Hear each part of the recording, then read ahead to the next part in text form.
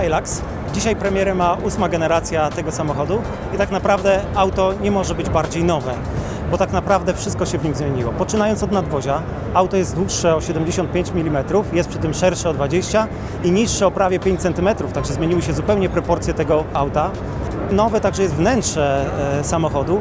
Tak naprawdę w tej chwili bliżej mu do aut typu SUV niż samochodów dostawczych, jakim była poprzednia generacja Hiluxa. Bardzo wiele elementów tam zostało zapożyczone z aut osobowych Toyoty i tak na przykład zegary z dużym ekranem TFT są bardzo zbliżone do tych znajdujących się w Toyocie Auris. Wyświetlacz 7-calowy nawigacji jest prawie identyczny jak ten pochodzący z nowej generacji Toyoty Prius. Także wnętrze dużo bardziej eleganckie, dużo bardziej podobne do auta cywilnego. No tak, ale samochód typu Hilux to przede wszystkim twardziel, to przede wszystkim auto terenowe. Tutaj, aby poprawić jego właściwości jezdne, zmieniono zupełnie ramę.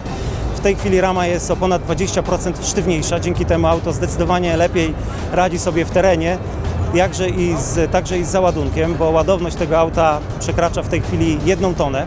Wiele elementów jest zapożyczone z Land Cruisera 150, chociażby system A-Track, który pozwala utrzymywać kontakt z nawierzchnią w praktycznie każdych warunkach terenowych. Poza tym nowe są silniki, także auto absolutnie rewelacyjnie sprawuje się w terenie.